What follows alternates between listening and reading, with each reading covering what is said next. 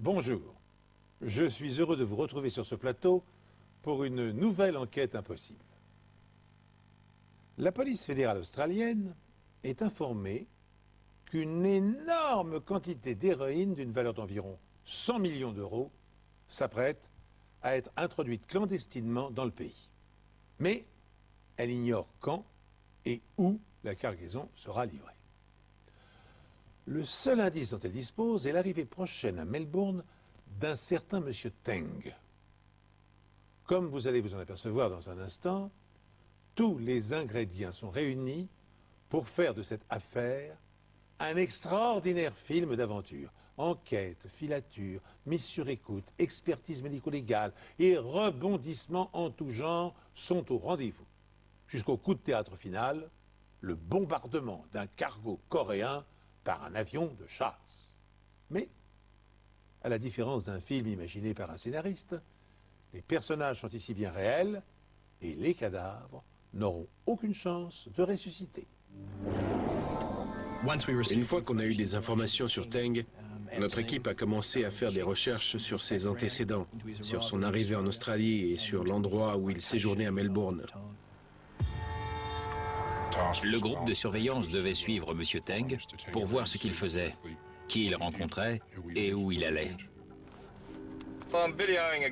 On est en train de filmer un homme qui correspond à sa description. Il se tient au niveau d'un carrefour. La première chose qu'on a remarqué, c'est qu'il se trouvait toujours à proximité du Crown Casino de Melbourne. Il se tient devant le croisement et fume une cigarette. Oui, c'est notre homme. On a découvert qu'il avait un monospace pour se déplacer dans Melbourne. Grâce à nos recherches, on a appris qu'il l'avait loué à Geelong. C'est assez loin de Melbourne. C'est pas l'endroit où les touristes ont l'habitude de louer une voiture. Il y a tellement d'agences de location aux alentours de Melbourne. Le fait qu'il ait pris une si grosse voiture pour lui tout seul était curieux. Pendant 3 jours, l'équipe de surveillance suit M. Teng dans ses déplacements entre Melbourne et Geelong. Il est toujours au téléphone en train de fumer. Il a légèrement pivoté et il tourne le dos à la fontaine. À cause de ses déplacements près de la côte et de la jetée de Geelong, on avait l'impression qu'il observait la zone. Il était probablement en train de se familiariser avec les lieux. Même s'il séjournait au Crown Casino et qu'il y jouait tous les soirs, on voyait que ses activités ne correspondaient pas à celles d'un touriste. Alors que M. Teng est sous surveillance permanente, les agents fédéraux décident d'interroger le gérant de l'agence de location d'où provient le monospace. Et leur initiative s'avère payante. Leur suspect s'est renseigné sur la location d'un autre véhicule. Monsieur Teng a dit qu'il lui fallait un 4x4 parce que sa famille allait arriver et qu'il allait avoir besoin de place pour les bagages. Mais on ne croyait pas à cette histoire. On s'est dit qu'il avait l'intention de mettre quelque chose de volumineux dans le coffre et que ce n'était pas des bagages. Quand on a su pour la taille du coffre, on s'est dit que s'il s'agissait bien de drogue, il y en aurait une très grosse quantité. L'agence de location de Geelong n'avait pas de 4x4. La police fédérale en a donc loué un à son nom pour que l'agence puisse le mettre à disposition de M. Teng. Le lendemain, un 4x4 sur écoute est livré à l'agence. À notre demande, l'agence de location a contacté M. Teng pour lui dire qu'ils avaient un 4x4 disponible pour lui, ce qui nous a permis de faire revenir M. Teng et de mettre en place notre système de surveillance pour connaître tous ses déplacements et espionner ses conversations. Il a regardé le 4x4 avant de regarder de nouveau le monospace et il a dit qu'il n'y avait pas assez de place dans le 4x4 pour ce qu'il voulait en faire. Dans ce genre d'opération, il arrive que les choses se passent très bien et tout à coup il y a un problème. Ça ne se passe jamais comme prévu et c'est ce qui rend ces opérations difficiles. On essaie de contrôler les mouvements de quelqu'un qui ne sait pas qu'il est observé et puis d'un coup, il prend une décision et fait l'inverse de ce qu'on attend de lui. Mon patron va me tuer. Je l'ai fait venir de Melbourne. Ça m'a coûté de l'argent. Mais c'est pas grave. Le responsable de l'agence a eu l'occasion de jeter un œil sur les 2 voitures. Il a remarqué qu'il y avait un autre homme dans le monospace avec Teng, aussi d'origine asiatique. Il a vu des bagages dans le coffre et l'une de ses valises avait une étiquette portant le nom d'un certain Lam. La police lance des recherches sur M. Lam, mais sa principale cible reste M. Teng. Et elle ne quitte pas sa trace une seconde. Accompagné de M. Lam, il longe la côte jusqu'à Lorne, une ville de surfeurs. Nous sommes le 11 avril 2003 et il est 16h51. Le suspect fume une cigarette devant le véhicule. Son associé est assis à la place du conducteur et semble rester à l'intérieur. Lorsqu'il a quitté l'agence de Geelong, Teng est allé à Lorne, où il s'est renseigné dans une agence immobilière. Agence immobilière Smith. Une fois qu'il a eu terminé et qu'il est reparti, nos enquêteurs sont entrés pour interroger l'agent immobilier et on a appris qu'il avait demandé des renseignements sur la location d'une propriété. Le suspect entre dans le véhicule. Monsieur Teng s'est renseigné très sérieusement sur la location d'une maison sur les hauteurs de l'Orne. Et ma première impression a été qu'il allait se passer quelque chose dans les prochains jours. Après ça, il est retourné à Geelong, puis à Melbourne. Il s'était également renseigné à Geelong. Et d'après moi, c'était une façon de couvrir ses arrières. De toute évidence, le mystérieux M. Teng et son complice s'apprêtent à réceptionner une grande quantité de drogue. Dans ce but, ils ont repéré un endroit propice à l'accostage d'un bateau. Et ils s'organisent pour louer discrètement un véhicule tout-terrain et une villa tranquille. Pendant que Teng passe sa soirée à jouer au casino, les enquêteurs équipent sa voiture d'un système d'écoute. Ils resteront ainsi au contact et seront tenus informés de ses préparatifs. Les agents fédéraux n'ignorent pas que le bras de fer qu'ils engagent avec les trafiquants sera extrêmement dangereux. M. Kam Fai Teng a passé les 2 dernières semaines à parcourir la côte sud-est de l'État de Victoria.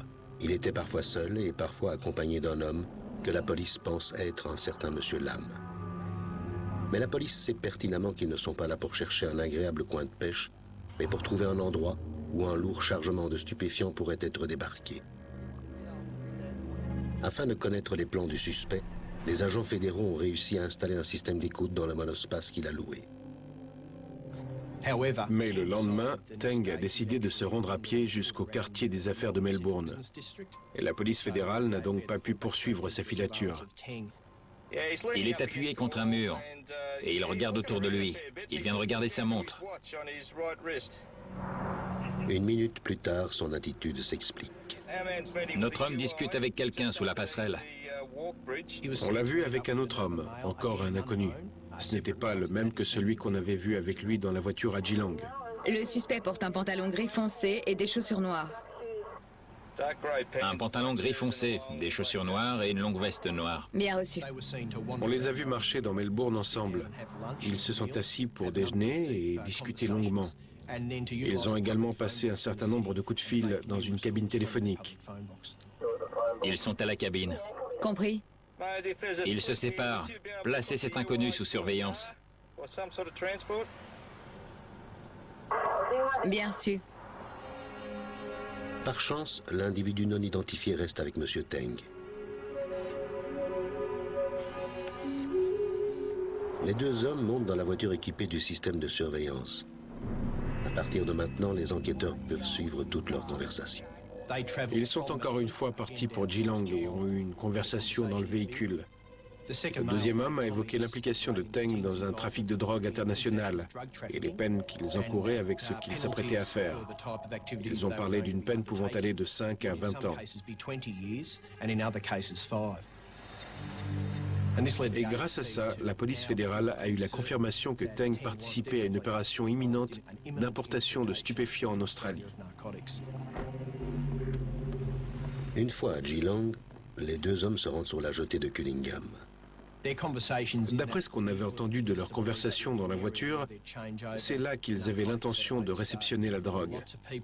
C'était une zone de grande affluence où ils pouvaient facilement se fondre dans la masse. Ils ont relevé le numéro d'une balise sur la jetée de Cunningham. C'était la 57B. Ils l'avaient choisi comme point de rendez-vous pour leur transaction.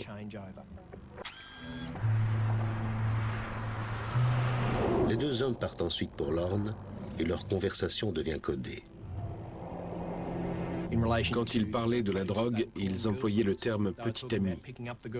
Ils disaient qu'ils allaient chercher les petites amies, les passer à quelqu'un d'autre, et qu'elles seraient livrées par bateau rapide. On savait qu'il y aurait des bateaux. On savait qu'il y aurait 150 unités, du moins, c'est le chiffre dont il parlait. Une unité correspond à un paquet de 300 grammes ou de 700 grammes. Ça dépend de leur jargon.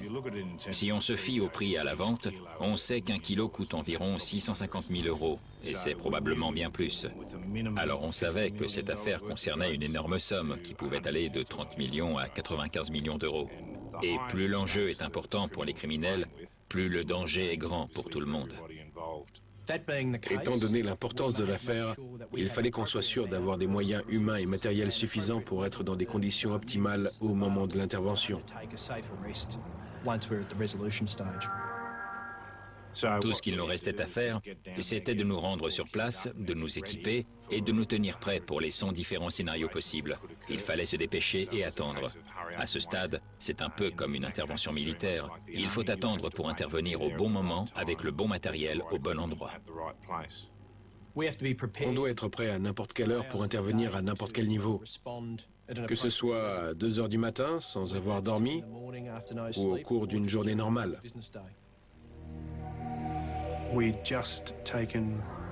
On avait pris 10 ou 15 minutes pour manger. Et on a reçu un coup de fil nous disant que les agents de surveillance avaient perdu la trace de M. Teng à Geelong et qu'il était possible qu'il soit en route pour Lorne. Ok, on reste vigilant. Avec mon partenaire, on a décidé de se placer à l'entrée de Lorne parce qu'il n'y avait qu'un chemin possible et on savait qu'il passerait forcément par cette route. Personnellement, je ne pensais pas qu'il reviendrait à Lorne à cette heure-là, sauf si quelque chose d'autre se préparait.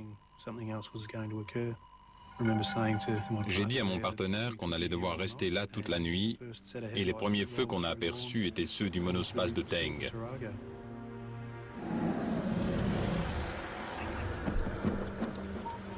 Pourquoi M.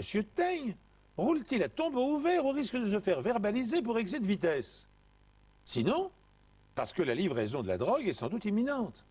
Il parcourt en effet la distance séparant Geelong de Lorne en 2 fois moins de temps qu'il n'en faut habituellement. Une nouvelle surprise attend les policiers. Contre toute attente, après avoir dépassé Lorne, Teng poursuit sa route. Pris au dépourvu et privé de soutien, l'agent Robbie et son partenaire décident néanmoins de prendre en filature la voiture des gangsters. On était les 2 seules voitures sur la route et il fallait qu'on fasse très attention à ne pas être trop près du monospace.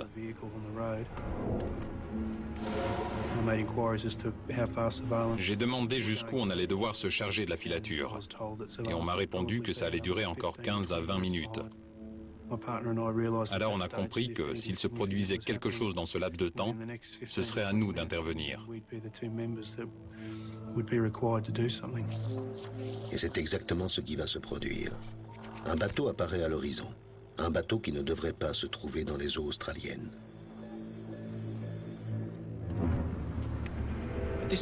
À ce stade, l'agent Robey et son partenaire suivaient le monospace sur Great Ocean Road à une vitesse relativement élevée dans des conditions visuelles très difficiles.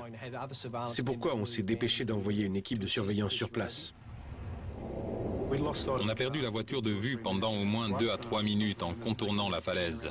Je me souviens qu'en sortie de virage, j'ai aperçu un gros bateau à environ 1 kilomètre de la côte et il était très bien éclairé. Je suis sûr que c'était un moyen désorienté.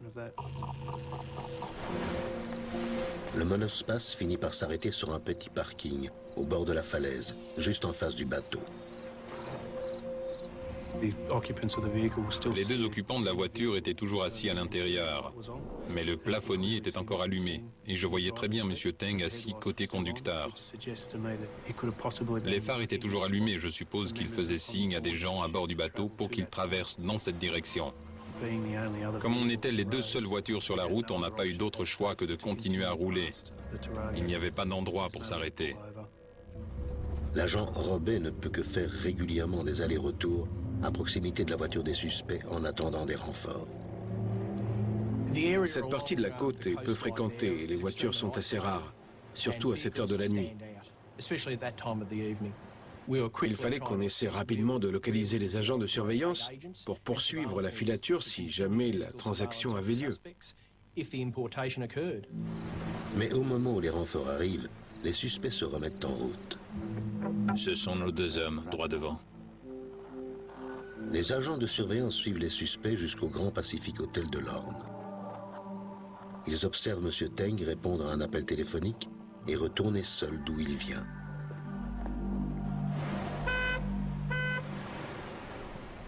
Les agents chargés de la filature ont repéré une voiture avec les feux stop allumés sur le côté de la route, actionnant son klaxon. Ils ont choisi encore une fois de poursuivre leur route, mais ont remarqué que Teng s'arrêtait pour rejoindre l'autre véhicule, qui était une berline bleue. Les agents ont eu le temps de relever le numéro de la plaque. Et après une rapide vérification, on a appris qu'elle avait été louée par un certain monsieur Lam, le premier homme qu'on avait identifié avec Teng. Sachant que le bateau était proche de la côte et qu'il n'avait pas l'air de vouloir bouger, on était quasiment sûr que la livraison aurait lieu d'un moment à l'autre. Le transbordement de la cargaison d'héroïne est imminent. Malheureusement pour les agents fédéraux, la plage où l'opération va se dérouler se trouve en contrebas et elle est invisible de la route. Comble de malchance, le temps est exécrable, la vue est bouchée et les renforts tardent à arriver. C'était très difficile de voir ce qui se passait, que ce soit sur le bateau ou sur la plage. On ne voyait pas le bateau à l'œil nu. Le seul moyen de voir quelque chose était d'utiliser la caméra infrarouge. La météo était catastrophique. La mer était très agitée et c'était vraiment suicidaire de quitter le bateau dans de telles conditions. Surtout qu'étant donné la taille du bateau, il fallait utiliser une annexe pour amener la cargaison sur la côte.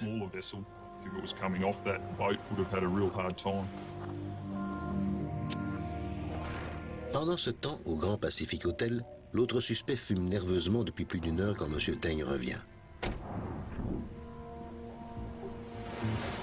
Les 2 hommes retournent à la falaise. Les agents sont une nouvelle fois obligés d'abandonner leur filature, mais les micros à l'intérieur de la voiture leur permettent de savoir ce qui se passe. Même si on ne comprenait pas ce qu'ils disaient, on pouvait se douter qu'il y avait eu des changements dans les plans. La conversation était très rapide et très agitée. On nous a dit qu'il se passait quelque chose sur la plage. Je ne voyais rien et je m'attendais à ce que quelque chose reparte de la plage vers le bateau. Mais ça ne s'est jamais produit. C'était un moment frustrant dans l'enquête. On avait un bateau à moins d'1 kilomètre de la côte, une discussion sur la plage et 2 véhicules. Mais on ne voyait aucun transfert de drogue du bateau vers la côte. On a donc décidé de faire rentrer le plus gros de l'équipe à Lorne pour attendre le retour de Teng et du monospace rempli de drogue.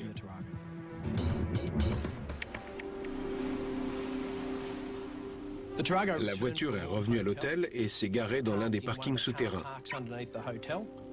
Teng et Lee ont rejoint leur chambre. Après leur départ, un agent fédéral s'est introduit dans le parking pour regarder à l'arrière du monospace.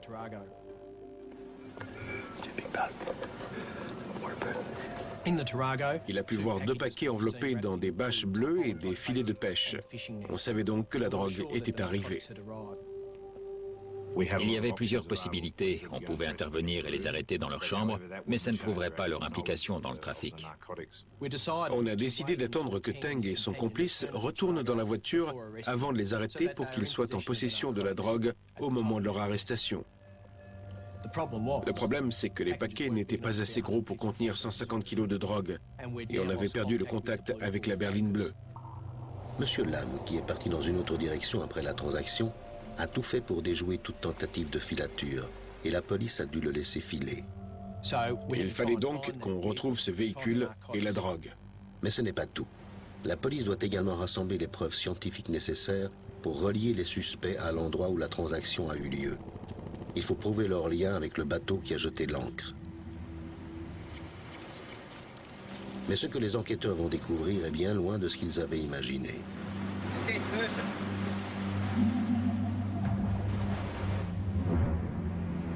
Le jour s'est levé et le bateau qui était difficile à distinguer la veille se trouve toujours au large de Lorne. Il peut enfin être identifié. Il s'agit du Pong Su. On a pu rapidement déterminer que le Pongsu avait été récemment enregistré au Tuvalu, un petit État polynésien. Mais avant ça, il venait de Corée du Nord. Le changement de nationalité du bateau a eu lieu moins d'un mois avant son arrivée. Ils ont payé 7 500 € pour ce changement de nationalité. Et on pense que c'était pour ne pas attirer l'attention des autorités au moment où le bateau se déplacerait dans la région. L'attitude du commandant du Pongsu intrigue les policiers. S'il a livré la drogue à ses complices, pourquoi n'a-t-il pas donné l'ordre de prendre le large? Pourquoi le bateau reste-t-il ancré à proximité de la plage au risque d'attirer l'attention des gardes-côtes? Incapables de répondre à ces questions, les agents fédéraux décident d'intercepter les suspects avant qu'ils ne s'échappent et de saisir le stock d'héroïne qu'ils transportent à l'arrière de leur voiture. Notre plan était d'essayer de les neutraliser sur place en trafiquant leur voiture pour qu'ils soient obligés de s'arrêter pour la réparer. Alors on a décidé de dégonfler le pneu avant. Et ils seraient alors obligés de s'arrêter pour changer la roue et on pourrait procéder à leur arrestation en douceur. Mais les choses ne se sont pas passées comme prévu, comme c'est souvent le cas dans ce genre de situation. Il a remarqué que son pneu était plat et il a regardé autour de lui, il nous a repérés et il est parti à toute vitesse. Il fallait absolument qu'on arrête ce véhicule sans perdre de temps.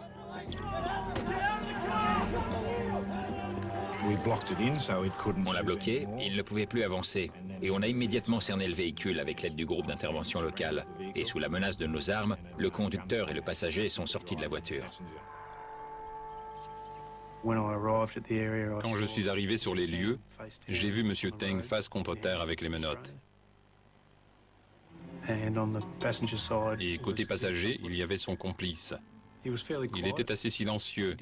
Il n'avait pas l'air trop perturbé par la situation. Ce n'était certainement pas la première fois qu'il participait à un trafic de drogue de cette envergure. En effet, M. Chin Kwang Lee est fiché. Il s'est évadé d'une prison au Danemark, où il avait été arrêté pour trafic de drogue. Il était connu d'Interpol et avait été impliqué dans un autre trafic de drogue qui s'étendait sur l'Asie et sur l'Europe. On a ouvert le coffre et il y avait quelque chose comme 40 ou 50 kilos de ce qu'on présumait être de l'héroïne, d'après les éléments de l'enquête.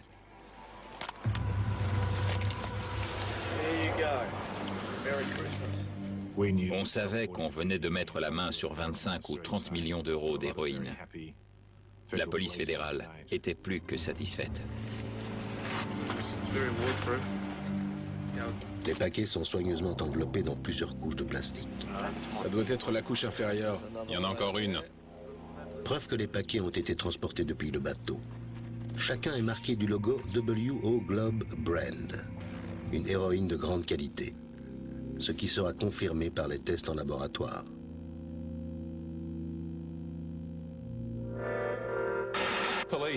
La police a démantelé le plus grand réseau de trafic d'héroïne de l'État de Victoria en saisissant 38 millions d'euros de drogue lors d'un raid à Lorne.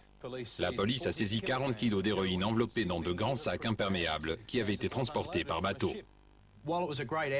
Même si on était plus que satisfait d'avoir arrêté 2 suspects et récupéré une partie de la drogue importée, on avait encore un suspect en fuite en la personne de Lam et probablement 100 kilos d'héroïne dans la nature. On a transmis le signalement de la voiture recherchée avec toutes les informations dont on disposait à la police de Victoria et à tous les postes de police de la région. Il fallait qu'on répartisse les membres de la police fédérale en plusieurs groupes. Certains devaient ramener les 2 suspects à Melbourne pour les interroger et d'autres devaient se rendre sur la scène du crime, là où la transaction avait eu lieu pour y récupérer toutes les preuves possibles afin d'inculper Teng et Lee, ainsi que l'équipage du bateau qui se trouvait toujours au large de la côte. J'étais étonné de voir qu'il était toujours là. C'était bizarre à moins qu'ils aient une raison valable de rester. Et on voyait des gens sur le pont qui regardaient vers la côte avec des jumelles. On commençait à se demander s'ils nous observaient.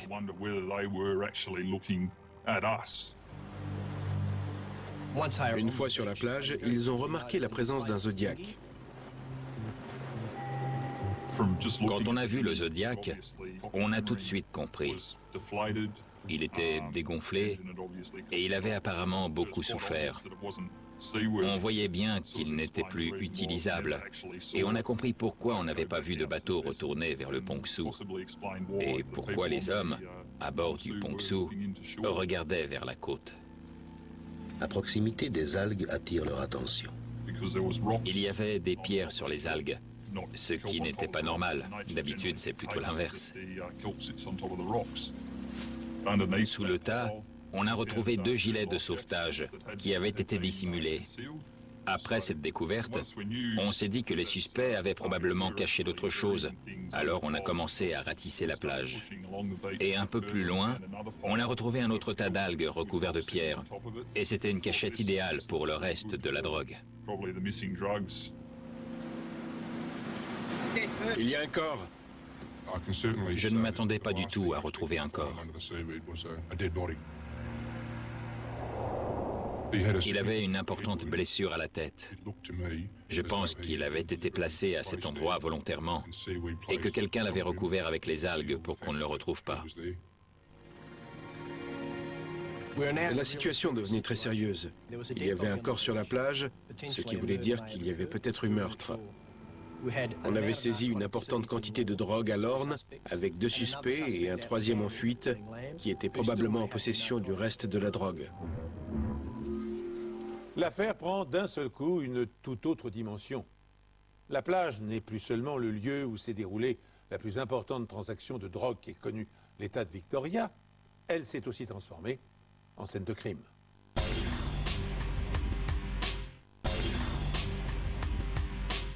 L'affaire prend d'un seul coup une toute autre dimension. La plage n'est plus seulement le lieu où s'est déroulée la plus importante transaction de drogue qu'ait connue l'État de Victoria, elle s'est aussi transformée en scène de crime. Un cadavre, mais 2 gilets de sauvetage ont été retrouvés sous un tas d'algues. Tandis que les policiers cherchent le second corps, le Pongsu prend brusquement la fuite vers le large. On avait la certitude que le Pongsu était impliqué dans le trafic de drogue. On savait aussi que le corps appartenait probablement à un membre de son équipage. Il fallait absolument qu'on fasse venir ce bateau jusque dans un port australien pour faire une fouille du navire qu'on pouvait alors considérer comme une scène de crime. Pongsu, ici la vedette de police Fearless. Vous avez l'ordre de faire demi-tour, terminé. Dites à votre capitaine qu'en refusant d'obéir immédiatement, il enfreint la loi relative aux droits de douane australiens. Terminé. Pongsu, ici la vedette de police Fearless. Je vous demande de changer immédiatement de cap et de vous diriger vers le port d'Éden. Terminé. Ici le Pongsu. Nous voulons coopérer. Quel est le problème? Vous avez l'ordre de vous diriger immédiatement vers le port d'Éden. Vous devez changer de cap. Terminé. Alors que la police fédérale tente de diriger le Pongsu vers le port, des plongeurs de la police de Victoria sont appelés sur l'enquête. Même si elle n'avait pas été localisée, on pensait qu'une autre personne avait probablement accosté parce qu'il y avait 2 gilets de sauvetage. Il y avait de grandes chances que cette personne soit décédée parce qu'on n'avait retrouvé qu'un seul corps caché sous des algues.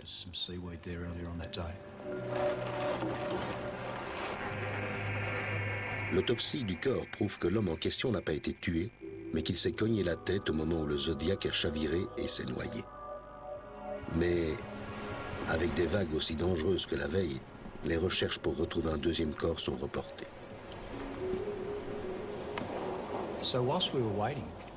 En attendant que la mer se calme et que la marée descende, on a commencé à fouiller le sable et les alentours de la plage. Ça nous a permis de trouver une basket qui avait été rejetée sur un rocher et qui avait de la peinture rouge sur la semelle. On a aussi retrouvé un sac plastique bleu qui était déchiré sur le côté. On pense qu'il y avait quelque chose à l'intérieur et que quelqu'un a voulu le récupérer. À ce stade, on ne savait pas encore si le sac avait été déchiré par un rocher ou si quelqu'un l'avait coupé.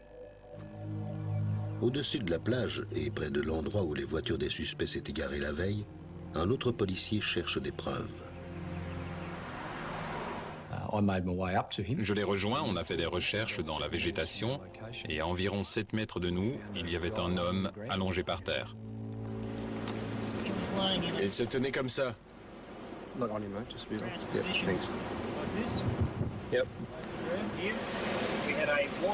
Il avait une bouteille d'eau à moitié vide juste là. Il avait aussi un sac en papier marron.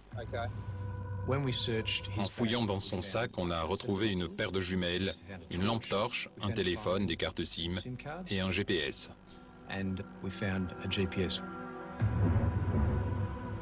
L'homme en question s'appelle Ta Song Wang. Et même si la police le soupçonne d'appartenir à l'équipage du Pongsu et d'avoir participé au trafic de drogue, il lui faut des preuves scientifiques pour le confirmer. Wang avait une lanière de caoutchouc noir en guise de ceinture. Et c'était le même genre de caoutchouc que celui qui avait été utilisé pour fermer les sacs d'héroïne retrouvés dans le coffre du monospace. Ces lanières de caoutchouc noir, comme il y en a dans la chambre à air d'une voiture, avaient été découpées en plusieurs morceaux pour maintenir les sacs fermés.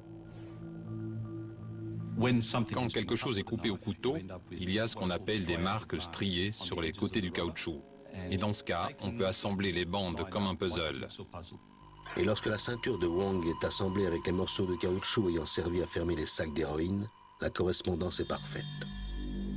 On avait la preuve qu'il s'agissait d'un seul et même morceau qui avait été découpé. L'enquête scientifique s'est ensuite concentrée sur les empreintes digitales. On a retrouvé celle de Wang et du corps retrouvé sur la plage à l'intérieur de l'emballage d'héroïne, à l'intérieur même des sachets.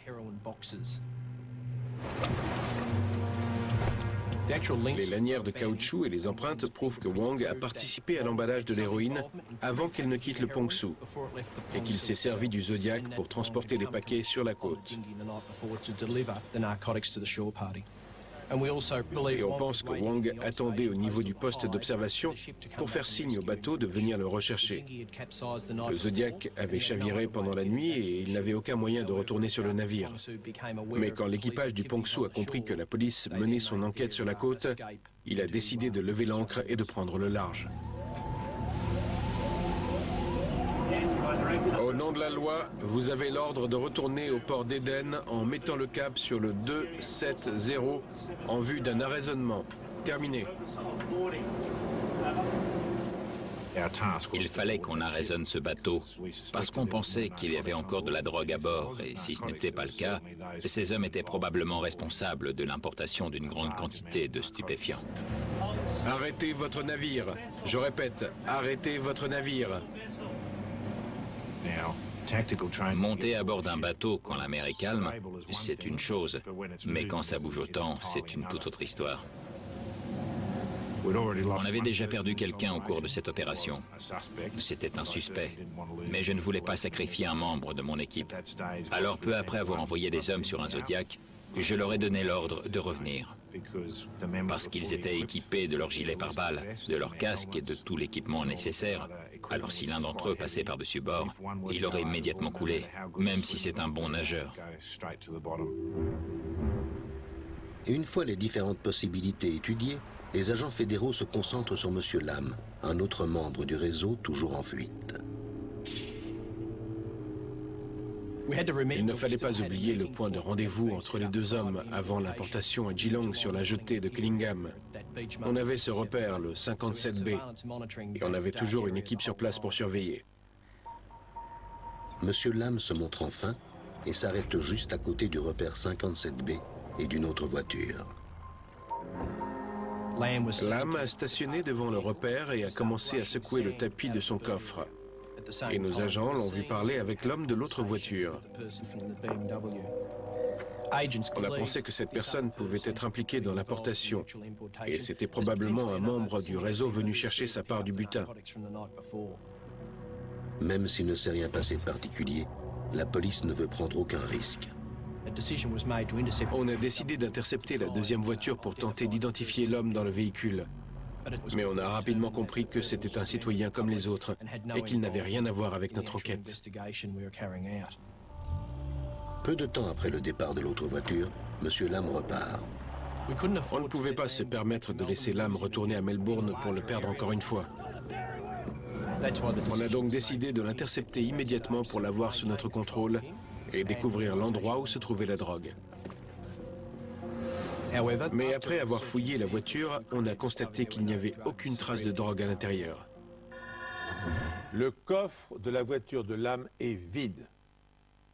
N'ayant pas été livré à Melbourne, la drogue a dû être cachée quelque part à proximité de la plage. Supposons que le trafiquant ne révélera pas sa cachette, les experts en sont réduits à exploiter tous les indices mis à leur disposition pour la retrouver.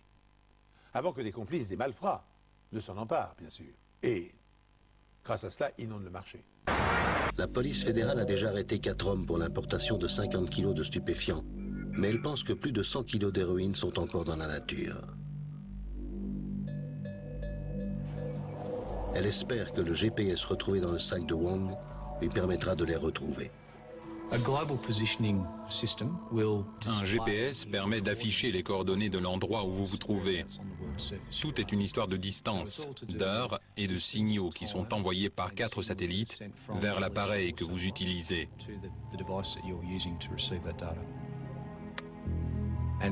L'appareil contient une mémoire intégrée. Et quand on a téléchargé les informations enregistrées par le GPS de Wong, on a découvert qu'il y avait 3000 informations contenues dans la mémoire. Mais on a tout de suite vu que ce n'était pas Wong qui avait amené le GPS, parce qu'il y avait plusieurs lieux enregistrés dans la région de Lorne et de Geelong bien avant l'arrivée du Pongsu. Après l'arrivée du bateau et après la transaction, les coordonnées du GPS n'ont pas bougé. Elles indiquaient l'endroit où se trouvait Wong et aucun paquet n'y a été retrouvé.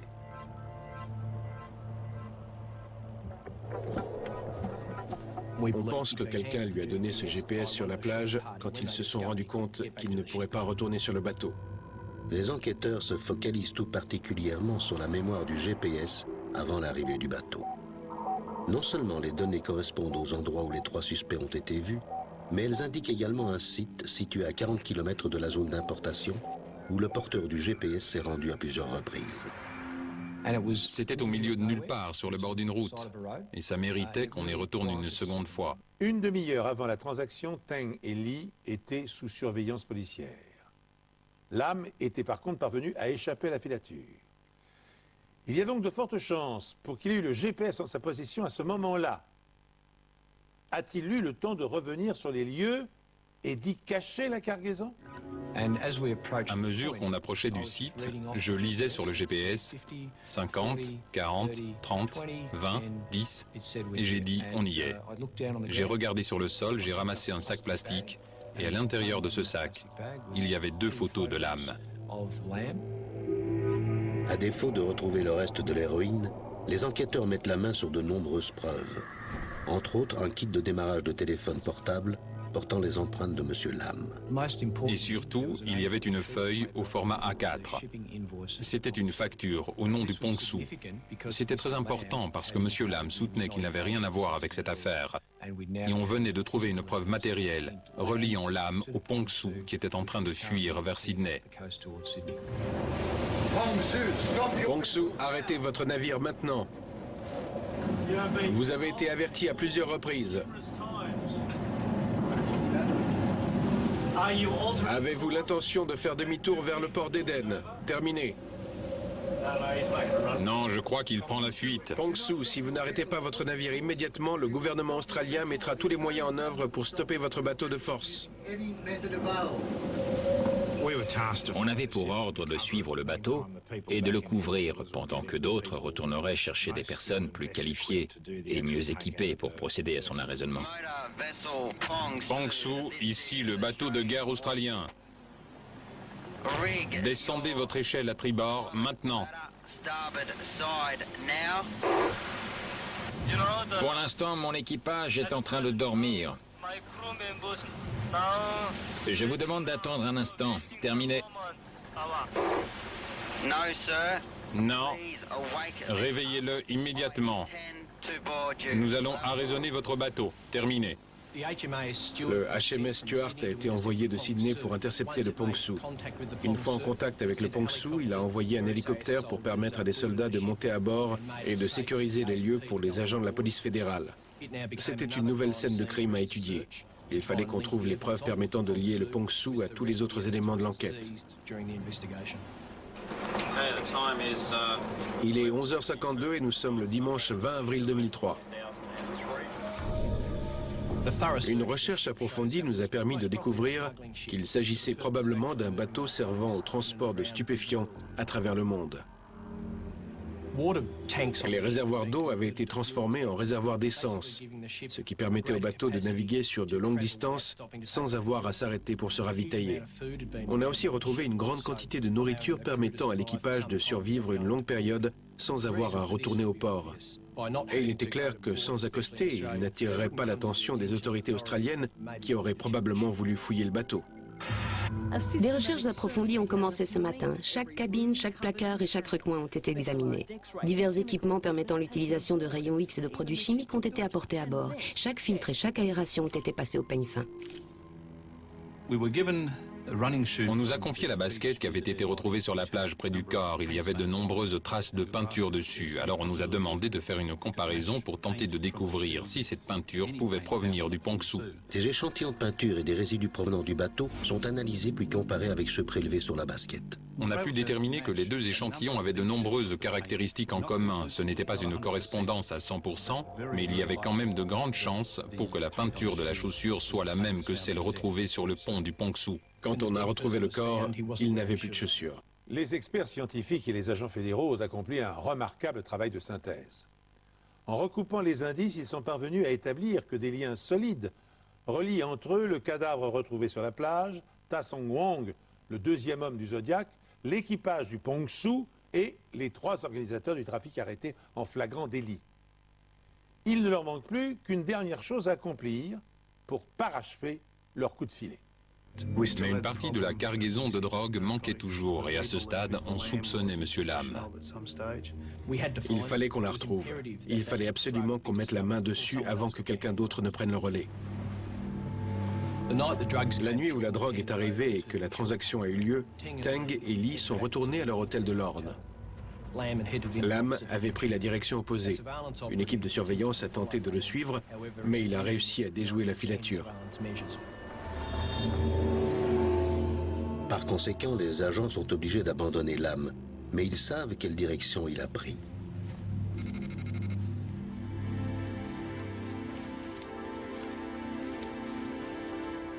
Ça nous a pris plusieurs jours, mais finalement on a réussi. On a retrouvé la drogue dans une petite tranchée recouverte de feuilles et de branchages. On savait que c'était la drogue qui provenait du Pongsu. C'était le même emballage, la même bâche bleue. Il y avait même le filet de pêche et la lanière de caoutchouc qui maintenaient le tout. C'était vraiment gratifiant de voir que cette drogue avait finalement été saisie. Elle était en notre possession et ne serait pas revendue. Le raid à bord du Pongsu a permis la saisie de 50 kilos d'héroïne sur la côte sud-ouest de l'état de Victoria. 75 kilos de plus ont été découverts dans des buissons pour une valeur à la revente de 100 millions d'euros. Le capitaine du bateau, son second, ainsi que le mécanicien en chef, passent en jugement aujourd'hui après avoir été accusés d'importation de drogue. Un membre de l'équipage responsable d'avoir transporté l'héroïne jusqu'à la côte et 3 autres personnes accusées de l'avoir réceptionnée seront également jugées. M. Teng, M. Lee et M. Lam plaident tous coupables de complicité dans l'importation d'une quantité importante d'héroïne. Ta Song Wong plaide également coupable. Mais le jury déclare le capitaine et ses 2 assistants non coupables. Peu importe si certaines personnes ne sont pas condamnées. Au final, on doit être satisfait d'avoir accompli notre mission. Et cette mission, c'était de saisir la drogue avant qu'elle ne soit revendue chez nous. Quand on regarde les chiffres de 1999, on peut voir que 1200 personnes sont mortes d'une overdose à l'héroïne. Et aujourd'hui, ce chiffre est descendu à 300 par an. On peut dire qu'on a fait la différence. Le navire de 4000 tonnes a été remorqué à environ 140 km des côtes de Nouvelle-Galles du Sud avant d'être bombardé par un chasseur F-111. Le réseau était démantelé et le bateau gisait au fond de l'océan. On pouvait être content du résultat. Je crois que le monde entier a compris que l'Australie ne plaisantait pas avec ces choses-là.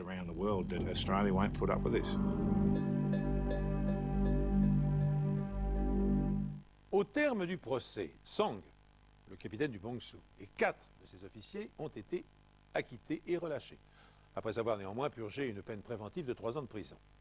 Les membres du réseau, Teng, Lam et leurs complices, ont été, eux, lourdement condamnés à plus de 20 ans de détention. Les frais de justice ont coûté, tenez-vous bien, plus de 3 millions de dollars aux contribuables australiens, auxquels s'est ajouté un coût journalier de 2500 dollars pour l'immobilisation du bateau avant sa destruction. Compte tenu de l'ampleur de l'opération, une question a intrigué les agents fédéraux. Pourquoi les trafiquants n'ont-ils pas attendu la fin du mauvais temps pour débarquer la drogue? Il semble que les 2 hommes qui ont utilisé le Zodiac ne faisaient pas partie de l'équipage. Hommes d'affaires malaisiens, ils devaient acheter des voitures de luxe en Australie et auraient quitté le Pongsu avec l'héroïne à l'insu du capitaine. Cette explication invérifiable et peu crédible a néanmoins jeté un doute raisonnable sur la culpabilité du capitaine et a contribué à son acquittement. Sachez encore que cette affaire a créé un incident diplomatique entre les États-Unis et la Corée du Nord. Le secrétaire d'État américain a en effet accusé le régime de Pyongyang d'organiser un trafic de drogue à l'échelle planétaire.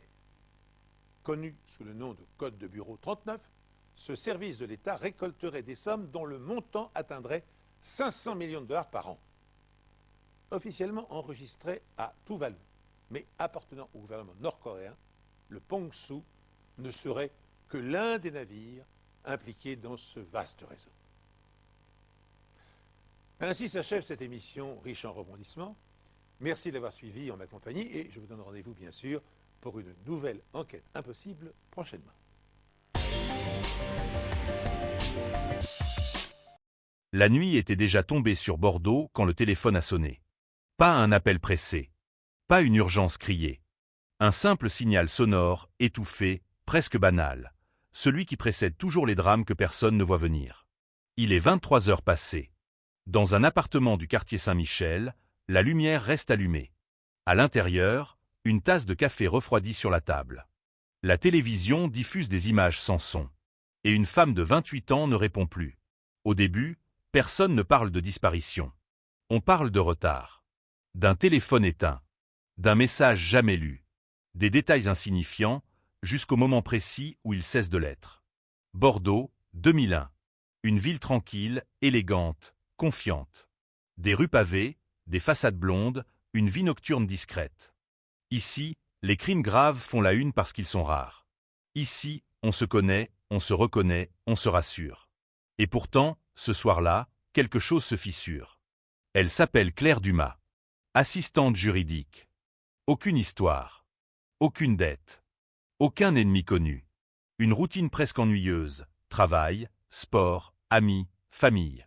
Le genre de vie que les enquêteurs décrivent plus tard comme sans aspérité. Claire quitte son bureau à 18h30. Plusieurs témoins la voient sortir. Elle sourit.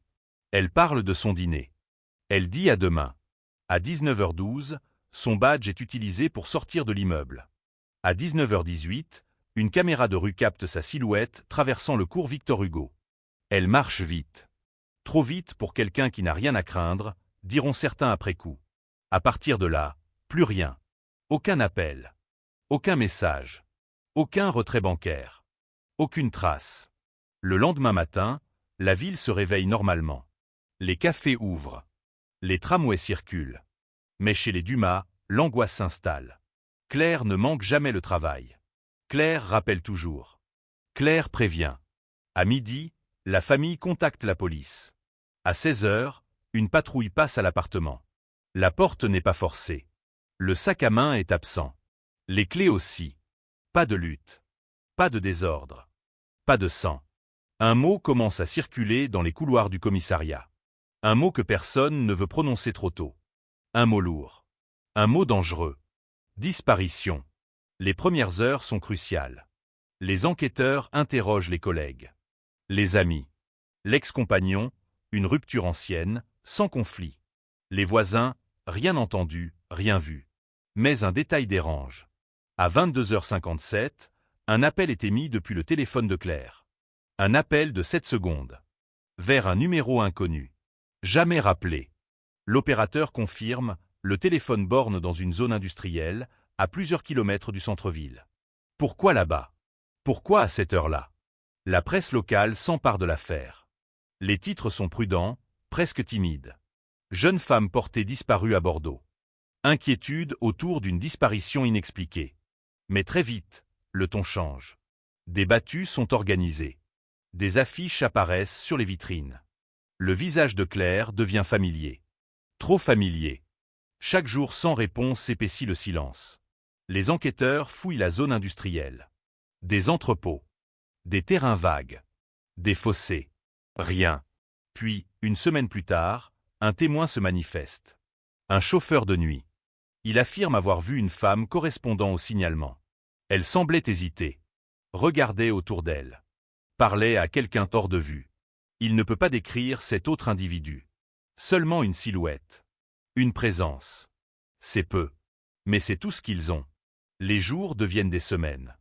Les semaines deviennent des mois. Et l'affaire ralentit. Pas de corps. Pas de scène de crime. Pas de suspect clair. Le dossier est déplacé. Classé provisoirement. Puis officiellement. Un mot terrible apparaît sur la couverture cartonnée. Cold case. Les années passent. Bordeaux change. Les rues sont rénovées. Les tramways se modernisent. Mais le nom de Claire Dumas reste figé dans le temps. Sa famille continue. Elle écrit. Elle relance. Elle supplie. Chaque anniversaire est un rappel. Chaque silence, une blessure. Et puis, 22 ans plus tard, en 2023, dans un bureau poussiéreux, un jeune enquêteur ouvre un vieux carton. Par hasard. Ou par obstination. Il relit. Il compare. Il remarque ce que d'autres ont laissé passer. Un détail. Minuscule. Presque invisible. Un appel de 7 secondes. Un bornage oublié. Un nom jamais creusé. À cet instant précis, le passé recommence à respirer. Et Bordeaux, sans le savoir encore, s'apprête à entendre de nouveau le bruit sec d'une vérité longtemps étouffée. Le dossier sent le papier jauni et l'oubli. Des agrafes rouillées. Des comptes rendus tapés à la hâte. Des phrases courtes, sèches, comme si personne n'avait voulu s'attarder trop longtemps sur ce qu'elle racontait. L'enquêteur referme un instant les yeux. 22 ans. 22 années de silence compact, tassé, presque volontaire. Il reprend depuis le début. Minute par minute. Pas pour comprendre ce qui a été écrit, mais pour entendre ce qui n'a jamais été dit. Claire Dumas ne disparaît pas dans un vide. Elle disparaît dans un décor précis, à une heure précise, dans une ville où chaque mouvement laisse une trace. Ou devrait en laisser une. Les premières auditions sont banales. Trop banales. Elle n'avait pas l'air inquiète. Rien de particulier. Une fille discrète. Des phrases qui anesthésient l'urgence. Mais en creusant, une fissure apparaît. Un collègue se souvient d'un détail. Un homme qui attendait parfois devant l'immeuble. Pas tous les jours. Juste assez pour passer inaperçu. Il fumait. Il regardait sa montre. Il ne parlait à personne. À l'époque, personne n'y prête attention. Aujourd'hui, ce souvenir pèse lourd. Le badge de sortie. 19h12. Claire quitte le bâtiment plus tôt que d'habitude. Pourquoi? Un mail retrouvé plus tard, jamais envoyé. Une phrase incomplète. On se voit ce soir pour en parler. Parler de quoi? Avec qui? Les enquêteurs de 2001 interrogent l'ex-compagnon. Un homme calme. Trop calme, diront certains. Il fournit un alibi. Un dîner entre amis. Confirmé. Vérifié. Classé. Puis il y a les voisins. Une voisine du dessous affirme avoir entendu des pas tardifs, vers minuit. Des pas rapides. Puis un bruit sourd. Comme une porte qu'on claque. Ou quelque chose de plus lourd. Elle n'a pas appelé la police. Elle n'a jamais appelé la police pour rien. Ce détail reste consigné dans un rapport secondaire. Jamais exploité. Dans la zone industrielle, les recherches s'intensifient pendant 10 jours. Des chiens. Des plongeurs. Des lampes dans la nuit. Rien. Un enquêteur note. Impression d'une mise en scène. Mais mise en scène de quoi? D'une fuite? D'un enlèvement? D'un meurtre sans corps? Les médias commencent à employer des mots plus durs. Disparition inquiétante. Silence total autour de Claire Dumas. La peur s'installe à Bordeaux. Les habitants ferment leurs portes plus tôt. Les parents raccompagnent leurs enfants. Les conversations changent de ton. Puis arrive le premier faux espoir. Un signalement à Toulouse. Une femme ressemblant à Claire aperçue dans une gare. Les enquêteurs se déplacent. Ils interrogent. Ils comparent. Erreur. Un mois plus tard, un autre appel. Cette fois de Marseille. Même scénario. Même déception. À chaque fois, la famille espère. À chaque fois, elle encaisse. Le dossier grossit, mais la vérité s'éloigne. Un élément intrigue pourtant certains policiers, le téléphone. En 2001, un portable n'est pas un objet jetable. On ne l'abandonne pas facilement. On ne l'éteint pas sans raison. Le bornage indique un déplacement rapide. Centre-ville. Périphérie. Zone industrielle. Puis plus rien. Comme si quelqu'un avait su exactement où aller. Un ancien inspecteur écrit dans ses notes personnelles. Hypothèse d'un rendez-vous. Hypothèse d'une personne connue. Mais aucune preuve. Aucun nom. Les années passent, et avec elles les mutations. Les départs à la retraite. Les priorités changent. Le dossier Claire Dumas glisse lentement vers le bas de la pile. Cold case. Un mot administratif. Un mot froid. Un mot qui sonne comme une condamnation. La famille refuse d'abandonner. Elle engage un détective privé. Résultat, néant. Les associations de disparus relaient l'affaire. Des marches silencieuses. Des bougies. Des discours. Puis, progressivement, le silence gagne. Jusqu'à ce jour de 2023 où le jeune enquêteur tombe sur un détail que personne n'avait relié. Le numéro appelé à 22h57. 7 secondes. Un numéro jamais identifié à l'époque. En 2001, les bases de données sont limitées. Aujourd'hui, elles parlent. Le numéro appartient à une carte prépayée. Activée 2 semaines avant la disparition. Désactivée 3 jours après. Un outil jetable. Un outil de précaution. L'enquêteur sent quelque chose se nouer dans sa poitrine. Ce n'est pas une fugue. Ce n'est pas un hasard. Il remonte la piste. La carte a été achetée dans un tabac à Talence. Caméras inexistantes à l'époque. Mais le vendeur, lui, est toujours vivant. Il hésite. Il fouille dans sa mémoire. Il parle d'un homme d'une quarantaine d'années. Pressé. Mal rasé. Il a payé en liquide. Il n'a rien dit. Un homme ordinaire. L'enquêteur compare. Il recoupe. Il plonge dans d'autres dossiers. Et soudain, un nom revient. Un nom qui n'avait jamais été associé à Claire. Un homme lié à plusieurs plaintes pour harcèlement, jamais condamné. Un homme qui travaillait dans la zone industrielle. À cet instant précis, le cold case cesse d'être froid. Quelqu'un, quelque part, a gardé le silence pendant 22 ans. Et ce silence commence à se fissurer. La ville de Bordeaux, encore endormie, ignore que son passé est en train de remonter à la surface. Lentement, inexorablement, comme un corps qu'on n'a jamais retrouvé. Le nom circule d'abord à voix basse. Pas dans les médias. Pas dans les couloirs officiels. Seulement entre quelques enquêteurs qui sentent, sans encore pouvoir le prouver, que quelque chose vient de s'aligner. Il s'appelle Marc Delmas. 49 ans aujourd'hui. 47 à l'époque. Aucun casier judiciaire lourd. Juste des signalements. Des plaintes classées. Des mots comme insistant, envahissant, malaisant. Rien qui justifie une arrestation. Assez pour susciter un malaise. En 2001, Delmas travaille comme technicien de maintenance dans un entrepôt de la zone industrielle de Bassins. Horaires irréguliers. Déplacements fréquents.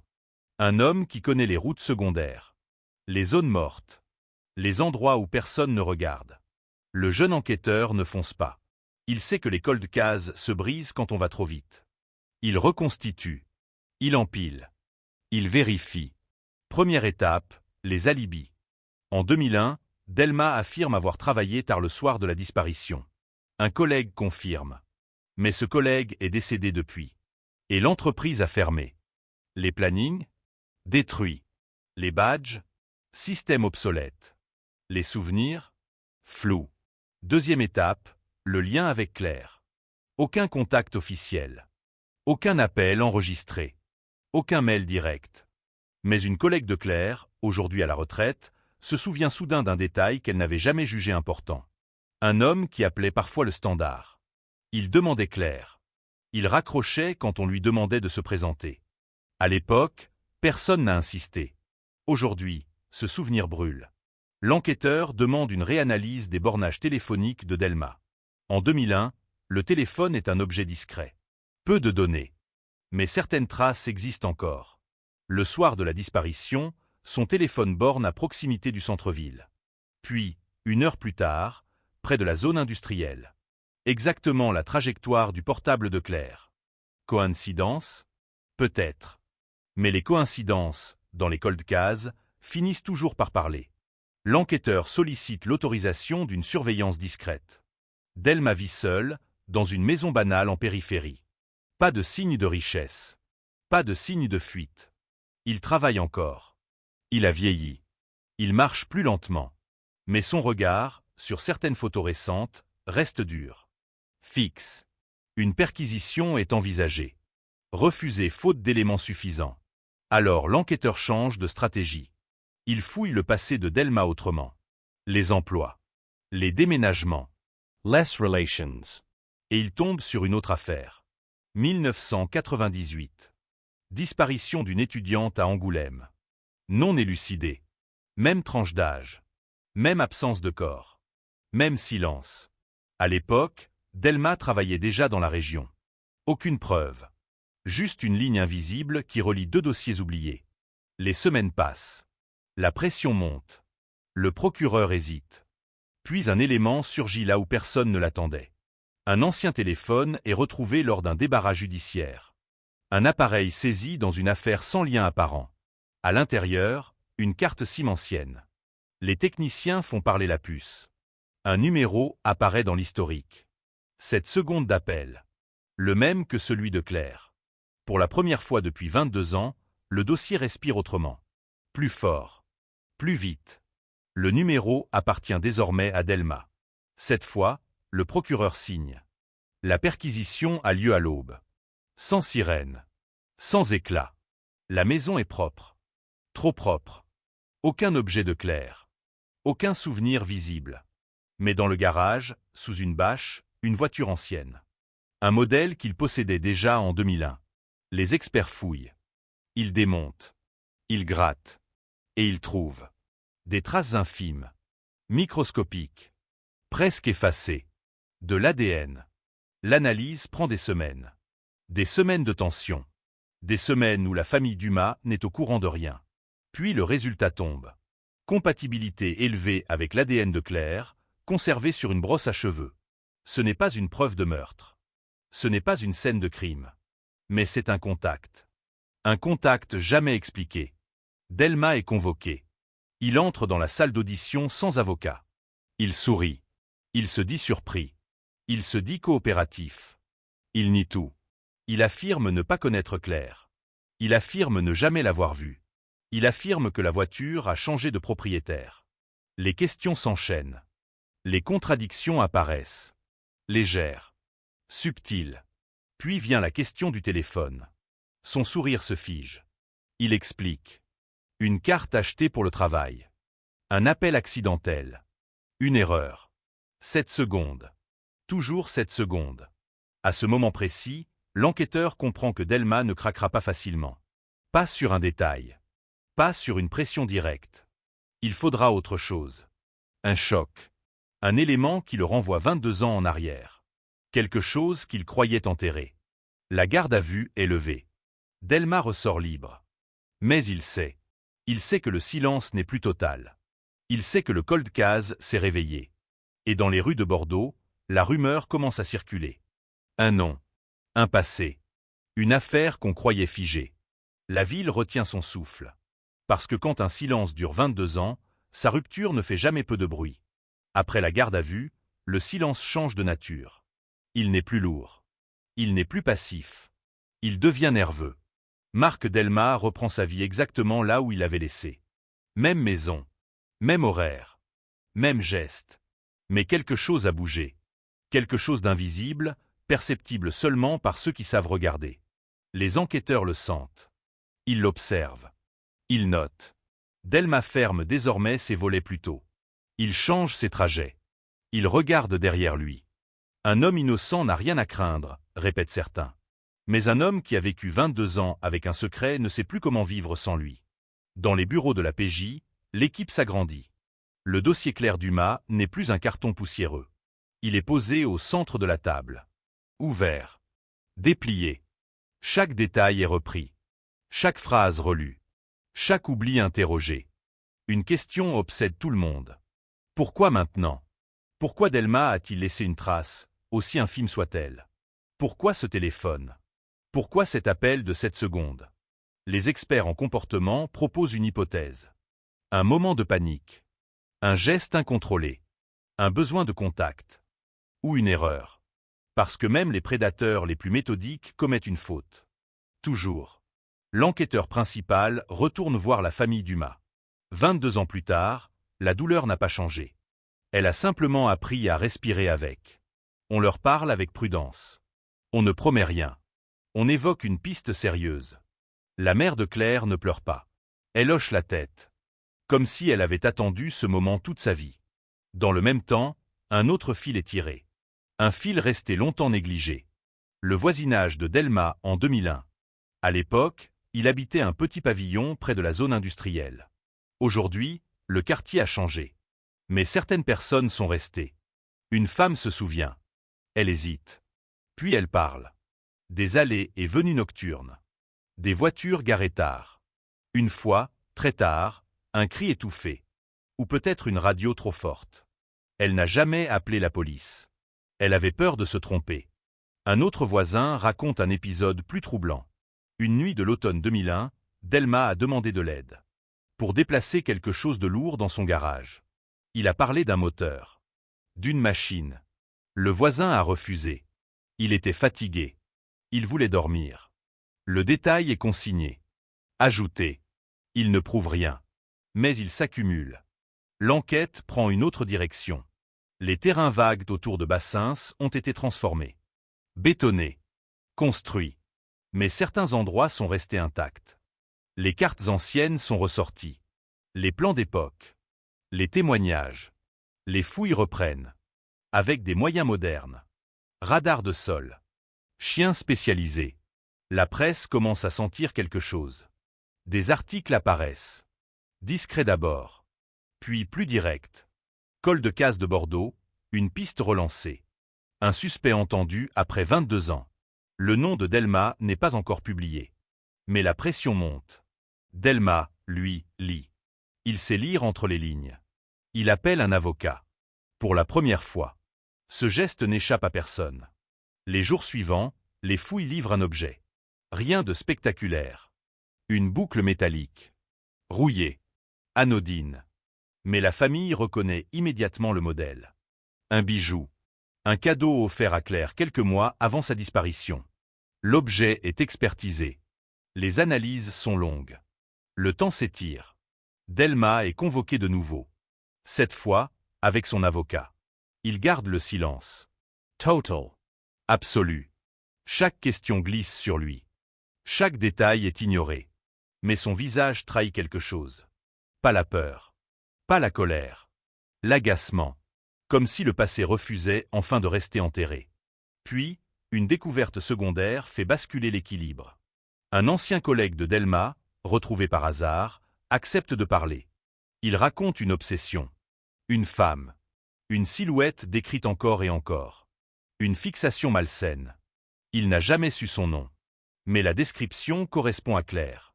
Ce témoignage n'est pas une preuve. Mais il complète le puzzle. Le procureur comprend qu'il n'aura jamais de confession spontanée. Jamais d'aveu simple. Il faudra contraindre le silence. La décision tombe un matin gris. Mise en examen pour enlèvement et séquestration ayant entraîné la mort sans intention de la donner. Marc Delma est arrêté. Pas de résistance. Pas de scène. Juste des menottes. Et un regard vide. Bordeaux s'arrête un instant. Les radios interrompent leur programme. Les téléphones vibrent. Les mots circulent. Cold case. Arrestation. 22 ans après. Mais une question demeure, lourde, oppressante, suspendu au-dessus de la ville entière. Où est Claire Dumas? Et tant que cette question restera sans réponse, l'affaire ne sera jamais vraiment close. L'arrestation ne met pas fin au silence. Elle le déplace. Marc Delmas est conduit dans un bâtiment qu'il n'a jamais vu de l'intérieur. Couloir blanc. Portes épaisses. L'odeur du désinfectant et du temps qui s'arrête. Il ne parle toujours pas. Son avocat non plus. Il demande le dossier. Il demande le temps. À l'extérieur, Bordeaux bruisse. Les terrasses commentent. Les journaux ressortent les photos de 2001. Le visage de Claire, figé dans sa jeunesse, contraste avec celui de l'homme désormais grisonnant que les caméras filment à distance. 22 ans. C'est ce chiffre qui revient. Encore. Toujours. Dans les bureaux de la PJ, l'enquête change de rythme. Ce n'est plus une quête. C'est une confrontation. Les enquêteurs savent qu'ils n'auront peut-être jamais de corps. Mais ils savent aussi que Delmas a vécu trop longtemps avec cette histoire pour ne pas laisser autre chose derrière lui. Ils reprennent sa vie, année par année. Changement de travail. 2005. Déménagement discret. 2010. Rupture avec une compagne après quelques mois seulement. À chaque fois, les mêmes descriptions. Un homme distant. Contrôlant. Silencieux. Une ex-compagne accepte de parler. Avec réticence. Avec peur, encore présente. Elle raconte les questions incessantes. Où étais-tu? Avec qui? Pourquoi en retard? Elle raconte surtout une nuit. Un réveil brutal. Delmas debout dans le noir. Regard fixe. Comme ailleurs. Il n'a jamais expliqué. Ces éléments s'ajoutent. Ils ne suffisent pas. Mais ils dessinent un profil. Un homme obsédé par le contrôle. Un homme incapable de lâcher. Pendant ce temps, les fouilles continuent. Plus loin. Plus profond. Des zones boisées. Des fossés. Des parcelles privées. Chaque terrain fouillé est un espoir. Chaque fin de journée, une déception. La famille Dumas attend. Sans poser de questions. Sans faire de déclarations. Ils savent désormais que la vérité n'est plus un concept abstrait.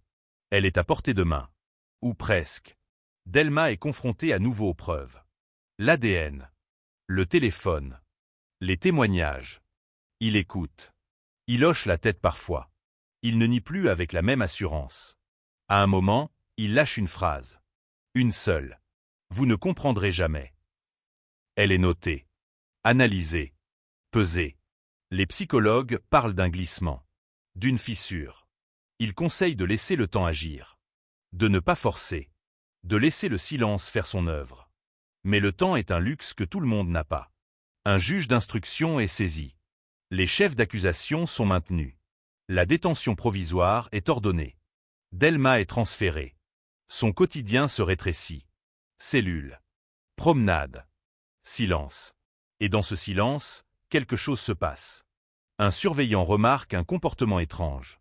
Des nuits agitées. Des murmures. Un nom prononcé parfois. Claire. L'information remonte. Discrètement. Sans certitude. Puis arrive un courrier. Une lettre manuscrite. Courte. Adressée au juge. Delmas demande à être entendu. Seul. L'audition est organisée. Sans caméra. Sans presse. Il parle lentement. Par fragments.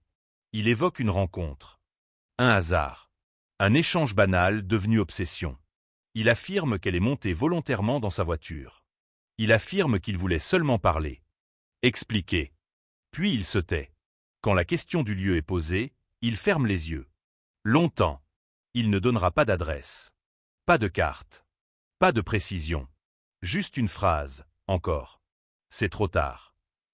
À la sortie de l'audition, les enquêteurs savent qu'ils ont franchi une étape. Mais ils savent aussi que la plus difficile reste à venir.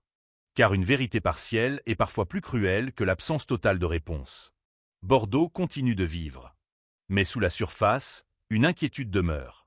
Si Delmas a parlé, même un peu, c'est qu'il sent quelque chose venir. Quelque chose qu'il ne contrôle plus. Et dans les dossiers empilés sur la table, une date est encerclée en rouge. L'année où tout a commencé. Et peut-être l'année où tout peut enfin se terminer. Après la lettre, plus rien. Le silence revient, mais il n'est plus le même. Il est chargé. Habité.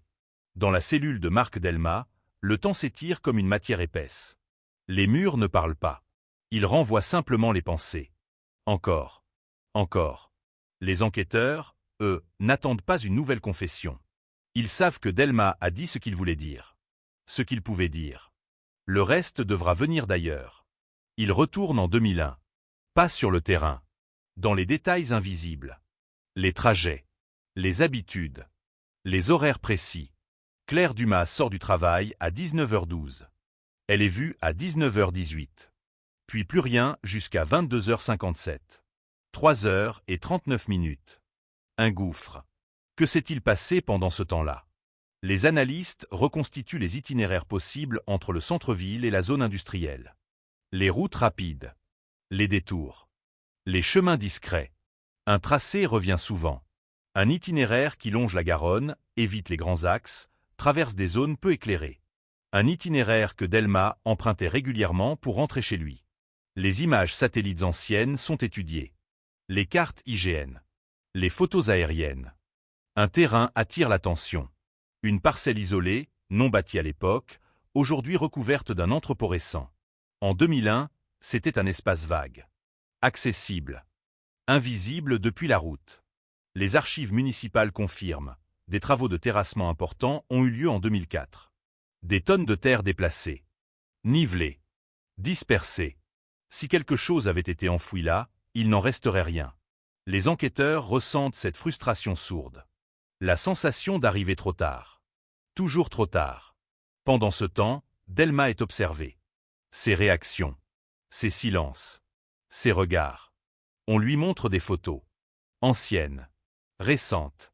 Il détourne les yeux quand apparaît le terrain vague. Un détail. Infime. Mais noté. Les psychologues insistent. Ce n'est pas la culpabilité qui le trahit.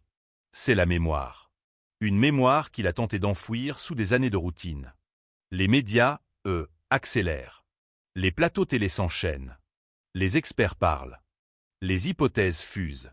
Claire est-elle encore vivante? Pourquoi Delma n'avoue-t-il pas? Où est le corps? La famille Dumas refuse les interviews. Elle se protège. Elle attend. Dans le bureau du juge, une décision est prise. Une confrontation indirecte.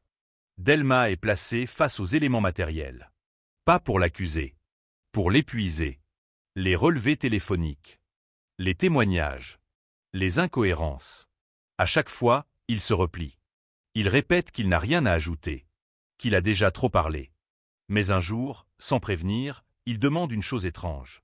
Très précise. Il veut savoir si le terrain de Bassins a été fouillé entièrement. La question tombe. Lourde. Les enquêteurs ne répondent pas. Ils notent simplement. À partir de là, Delma change. Il dort moins. Il mange moins. Il parle seul. Comme si l'idée que quelque chose puisse encore être découvert l'empêchait de respirer. Une nouvelle fouille est organisée. Pas sur le terrain principal. Trop tard pour ça. Mais autour. Des fossés anciens. Des berges. Des zones de dépôt de terre issues des travaux de 2004. Des endroits où la terre de Bassins a été déplacée. Répartie. Oubliée. Les équipes travaillent des jours entiers. Sous la pluie. Dans le froid. Puis, un matin, un chien marque un arrêt. Net. Décisif. Les techniciens creusent. Avec précaution. Avec cette lenteur presque religieuse que seuls connaissent ceux qui espèrent et redoutent à la fois. Ils trouvent des fragments. Pas un corps. Pas une scène. Des restes textiles. Très dégradés. Et un objet. Un bouton. Simple. Commun. Mais la famille reconnaît le manteau. Le monde se fige. Les analyses confirment. Les fibres correspondent. Le bouton aussi. Il n'y a pas de doute raisonnable. Claire Dumas est morte. La nouvelle n'est pas annoncée publiquement tout de suite. Elle est d'abord dite à voix basse. Dans une pièce fermée. À ceux qui attendaient depuis 22 ans. Il n'y a pas de cri. Pas d'effondrement. Juste un silence différent. Un silence de faim. Delma est informé. Officiellement. Calmement. Il ne réagit pas. Il regarde le mur. Puis, après un long moment, il murmure. Je savais que ça finirait par arriver. Ce n'est pas un aveu. Mais ce n'est plus un déni. Le dossier avance. La qualification change.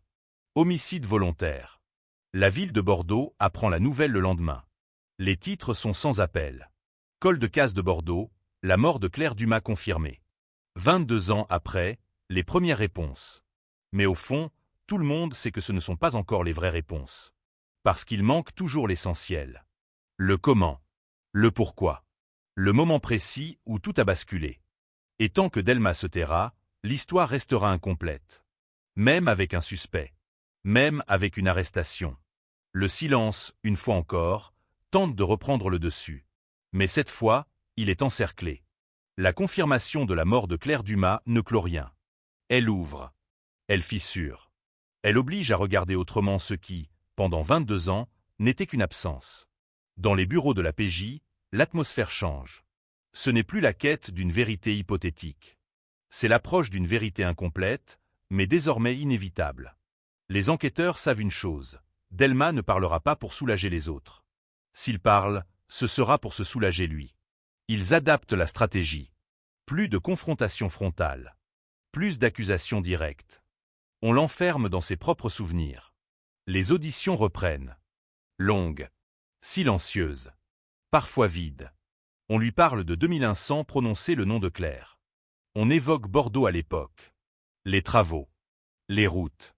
La météo. Il corrige. Il précise. Il s'implique sans s'en rendre compte. Quand on mentionne la pluie de ce soir-là, il acquiesce trop vite. Quand on parle d'un détour par les quais, il rectifie. Un détail. Puis un autre. Chaque correction est une empreinte. Les psychologues observent. Ils notent un mécanisme classique. Delma ne supporte pas l'erreur factuelle. Il a besoin que le récit corresponde à sa mémoire. C'est là que la brèche se situe. Pendant ce temps, la presse découvre les fragments retrouvés. Les mots sont choisis avec prudence, mais l'effet est brutal. Des effets personnels identifiés. La disparition de Claire Dumas n'était pas une fugue. Les réseaux s'enflamment. Les forums ressortent de vieilles hypothèses. Certains accusent la police d'avoir attendu trop longtemps.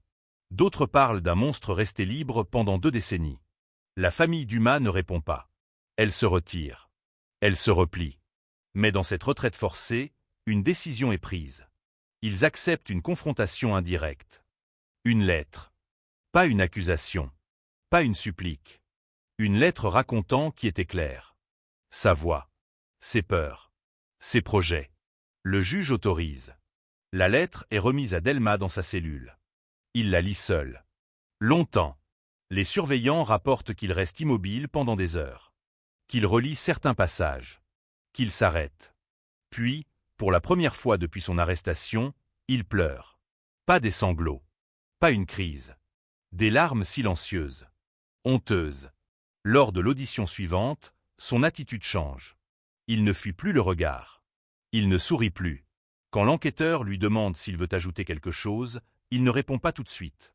Il parle d'abord de lui. De sa solitude. De son sentiment d'invisibilité. Il décrit Claire comme une présence lumineuse. Trop lumineuse. Puis il s'interrompt. Il respire mal. La pièce est silencieuse. Il finit par dire « Je ne voulais pas que ça se passe comme ça ». Ce n'est toujours pas un aveu. Mais c'est une direction. Les enquêteurs s'engouffrent. Il lui parle du bouton retrouvé. Du manteau. Du lieu.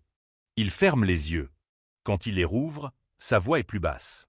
Plus lente. Il évoque une discussion. Un refus. Une colère qu'il n'avait jamais ressentie auparavant. Il parle d'un arrêt. D'un endroit isolé. Il s'arrête avant de nommer. Il dit simplement « Elle a voulu partir ». Ce sont les mots-clés. Ceux qui, dans les dossiers criminels, précèdent toujours le point de non-retour. Il n'explique pas le geste. Il n'explique pas la violence. Il laisse un vide. Mais ce vide suffit. Le juge ordonne une reconstitution partielle. Pas sur le terrain réel. Trop modifié. Mais à partir des trajets. Des horaires. Des distances. Chaque élément converge. Delma est placé face à cette reconstitution. Pas pour qu'il confirme. Pour qu'il se reconnaisse. Il ne nie plus. Il ne dit pas oui. Mais il ne dit plus non. Dans les médias, un mot revient sans cesse. Monstre. Les spécialistes corrigent. Ils parlent d'un homme ordinaire. C'est plus dérangeant. Un homme qui a continué à vivre. À travailler. À aimer. pendant que le nom de Claire devenait une photogénie. Le procès se profile. Les chefs d'accusation sont consolidés. Mais une question obsède encore tout le monde. Pourquoi Delma a-t-il attendu 22 ans pour laisser la moindre trace? Pourquoi ce téléphone? Pourquoi cet appel? La réponse commence à émerger dans les notes des psychologues.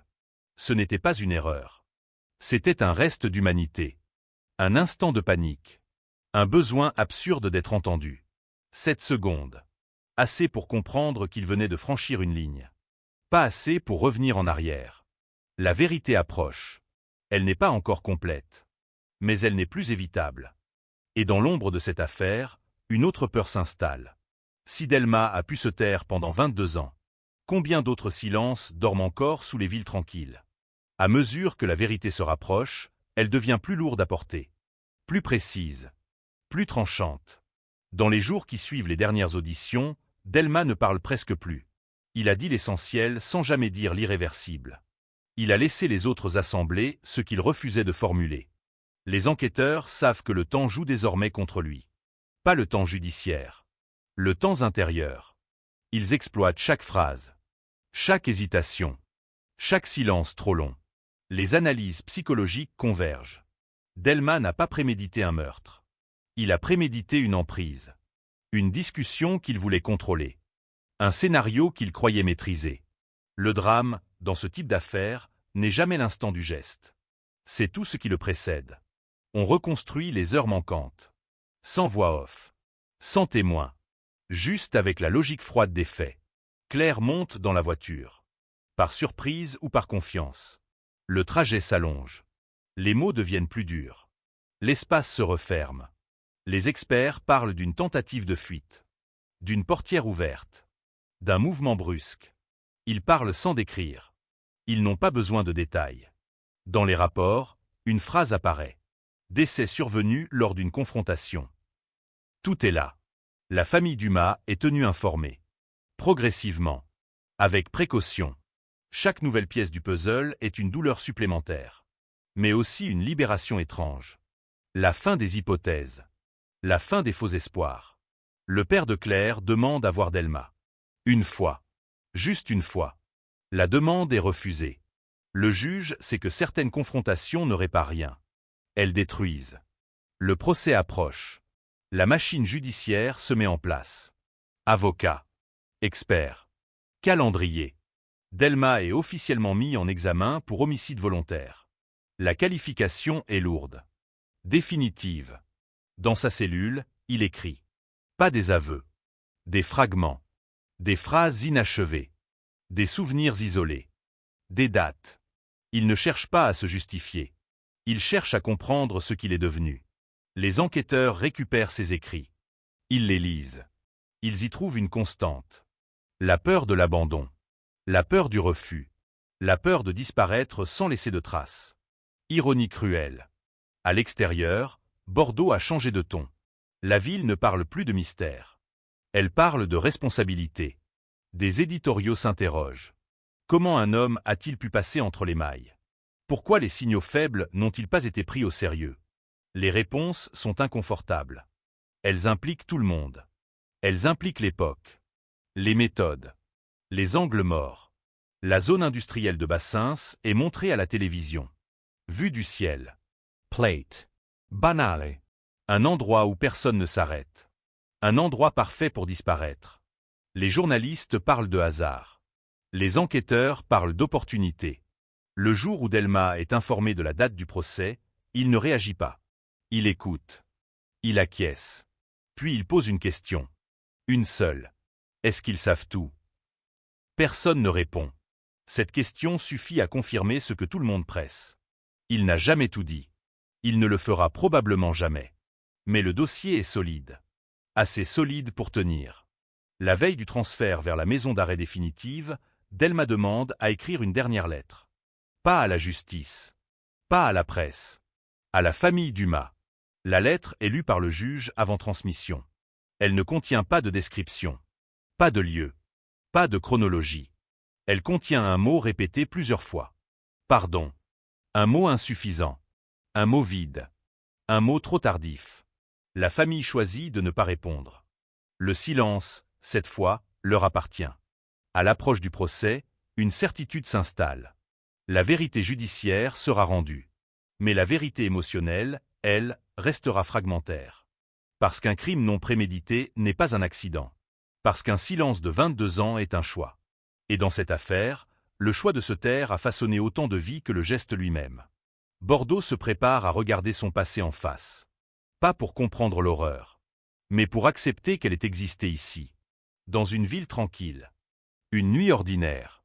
Le procès s'ouvre dans un silence tendu, presque irréel. Pas de cris, pas de foule hystérique. Seulement des regards fixes, des dossiers empilés, des respirations retenues. 22 ans se sont écoulés, mais dans cette salle, le temps se replie sur lui-même. Claire Dumas n'a pas vieilli. Elle est toujours la même sur la photo posée devant la cour. Un visage figé dans une promesse de futur qui n'a jamais eu lieu. Marc Delma entre. Encadré. Amaigri. Méconnaissable pour ceux qui l'ont connu avant. Il s'assoit. Il ne regarde pas la famille. Il regarde le sol. L'accusation déroule les faits. Un à un. Sans lyrisme. Sans colère. Les horaires. Les appels. Les trajets. Les incohérences. Chaque mot est une pierre. Chaque phrase, un rappel que le silence n'a jamais effacé la réalité. Les experts défilent.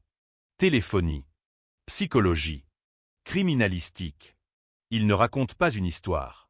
Ils la démontent. La défense tente d'introduire le doute. Elle parle d'absence de corps. D'absence de scène de crime. De mémoire défaillante. Mais le doute, cette fois, n'a plus de prise. Le président de la Cour lit des extraits des auditions. Les phrases de Delma résonnent. Décontextualisées. Brutales. Elle a voulu partir. Je ne voulais pas que ça se passe comme ça. Ces mots flottent dans la salle comme des aveux inachevés. Quand vient le tour de Delma de s'exprimer, il se lève lentement. Il parle d'une voix basse. Fatigué. Il ne nie plus la rencontre. Il ne nie plus la présence. Il nie seulement l'intention. Il parle d'un moment. D'un basculement. D'une perte de contrôle. Il évite toujours le mot interdit. La famille Dumas écoute. Sans réagir. Sans détourner le regard. Ils n'attendent plus d'explications. Ils attendent que cela se termine. Les jours d'audience s'enchaînent. Les médias commentent. Les débats s'intensifient. Mais le cœur du procès n'est pas dans les joutes verbales. Il est dans ce qui manque. L'absence de Claire. Son silence définitif. Le procureur le rappelle dans son réquisitoire. Il parle de responsabilité. De lâcheté prolongée. D'un homme qui a choisi de vivre pendant que d'autres survivaient. Il requiert une peine lourde. À la hauteur du temps volé. La défense plaide la chute d'un homme ordinaire. Un drame sans préméditation. Une spirale. La cour se retire. L'attente est courte. Trop courte pour tout ce qu'elle doit contenir. Quand les juges reviennent, la salle se lève. Le verdict tombe. SEC. Sans emphase. Coupable. Marc Delma est condamné à une peine de réclusion criminelle longue. Assez longue pour que le chiffre dépasse presque le nombre d'années de silence. Il ne réagit pas. Il ferme les yeux. La famille Dumas sort sans un mot. Dehors, les caméras attendent. Ils ne parlent pas. Ils n'ont plus rien à dire au monde. La justice a tranché. Mais quelque chose résiste encore. Dans les jours qui suivent, des voix s'élèvent. Des débats. Des tribunes. Peut-on parler de cold case résolu quand il n'y a pas de corps? Quand il n'y a pas de récit complet? Les spécialistes répondent que la justice n'exige pas la totalité.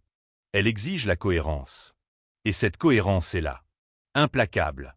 Pourtant, au fond, une question demeure. Elle ne concerne plus la culpabilité. Elle concerne la mémoire. Claire Dumas n'est plus une disparue. Elle est devenue une victime reconnue. Mais son histoire restera à jamais trouée. Parce qu'un homme a décidé qu'une partie de la vérité lui appartenait. Et qu'il l'emporterait avec lui. Dans sa cellule, Delma commence à peine. Il ne donne plus d'interview. Il n'écrit plus. Il disparaît à son tour. Lentement. Administrativement. Bordeaux reprend son rythme. Les rues vivent. Les tramways passent. Mais pour ceux qui savent, certains endroits ne seront plus jamais neutres. Parce qu'un crime, même jugé, laisse une empreinte. Parce qu'un silence de 22 ans ne s'efface pas avec un verdict. La fin judiciaire n'est jamais la fin humaine. Et dans l'ombre de cette affaire close sur le papier, subsiste une dernière sensation. Un écho. Celui d'une question sans réponse. Celui d'une nuit ordinaire devenue éternelle. Après le verdict, le bruit retombe. Pas d'explosion. Pas de catharsis collective. Juste un glissement lent vers autre chose. Dans les jours qui suivent, Bordeaux fait semblant d'oublier. Les journaux changent de une. Les radios passent à un autre drame. La ville reprend son souffle, comme après une tempête qui n'aurait laissé que des traces invisibles. Mais pour ceux qui ont vécu avec cette affaire pendant 22 ans, le silence n'a plus la même texture. La famille Dumas rentre chez elle. La maison est la même. Les murs aussi. Mais le temps a cessé d'être suspendu. Il n'y aura pas de retour. Plus d'attente. Plus de scénarios alternatifs.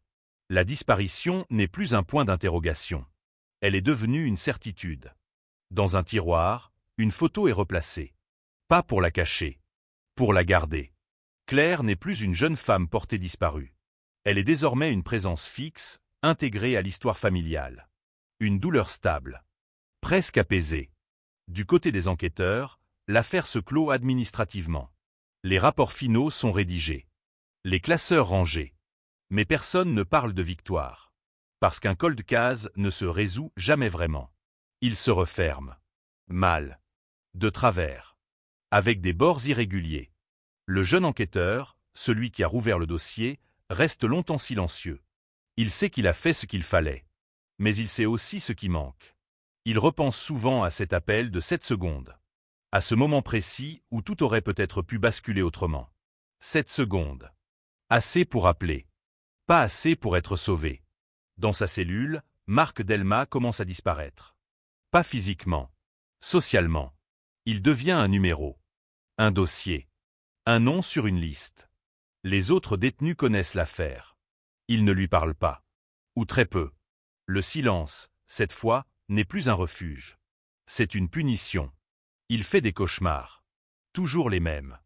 Une portière qui s'ouvre. Une voix qui dit non. Il se réveille sans crier. Il n'a jamais crié. Les années passeront. Elles s'accumuleront. Et le monde extérieur continuera sans lui. Dans les écoles de police, l'affaire Dumas devient un cas d'étude. On parle des signaux faibles. Des erreurs de temporalité. Des dossiers qu'on classe trop vite. On apprend que la vérité ne disparaît pas.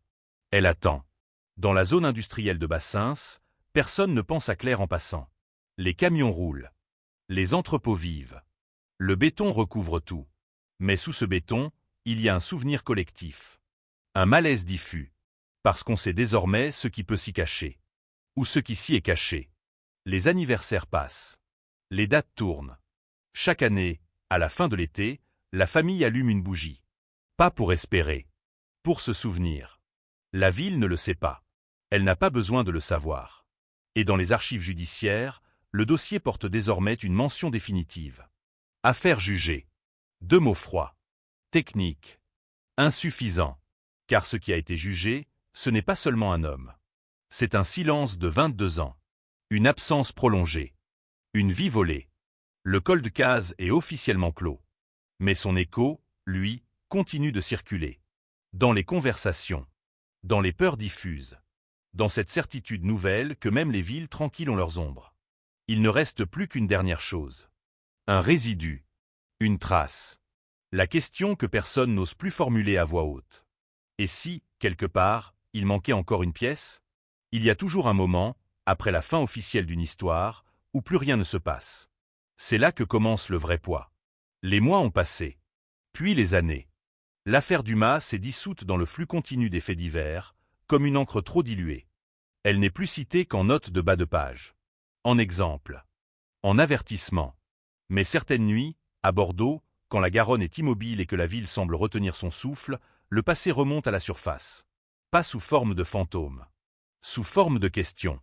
Le jeune enquêteur a changé de service. Il n'a jamais rouvert le dossier. Il n'en a plus le droit.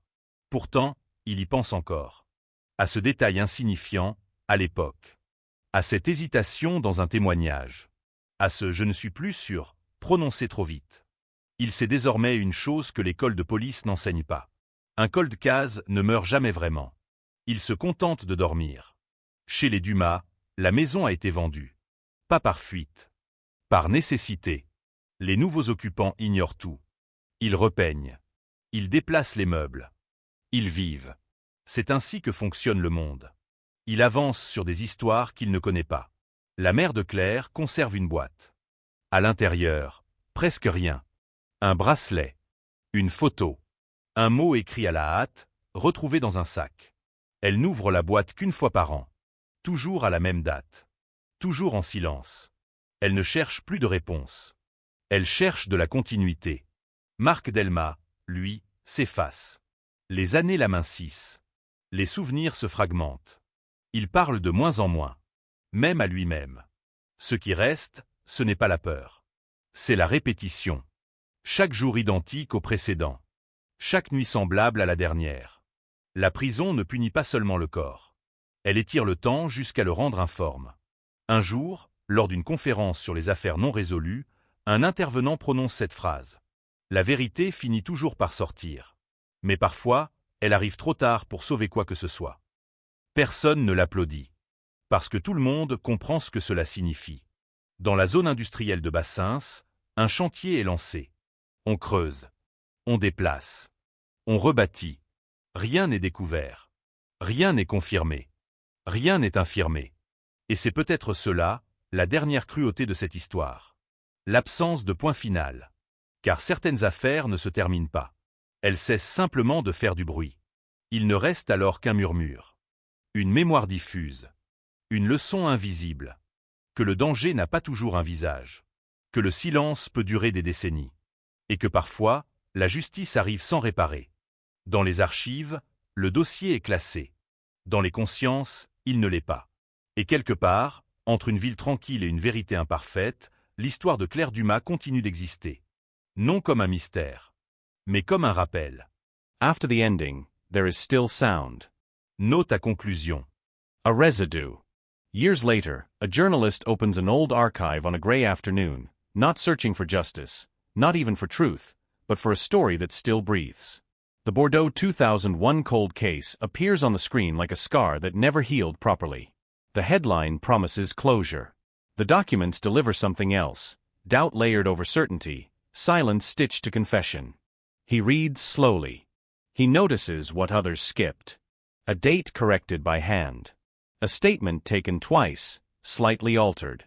A name crossed out, then rewritten. These are not mistakes. They are traces. In the comments section of the article he publishes, strangers argue. Some insist the case is solved. Others refuse to accept it. A few claim to have lived nearby, to remember a scream, a light, a car that didn't belong. None of them can prove anything. None of them need to. The case has entered a new phase, collective memory. At the university, criminology students study the file as an example of delayed resolution.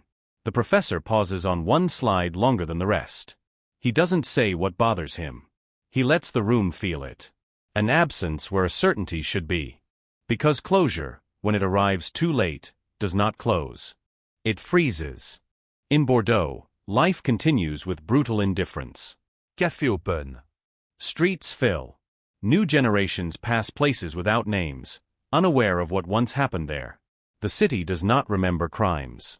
It absorbs them. But some people do. A former neighbor wakes from a dream she can't explain. A retired officer avoids a certain street.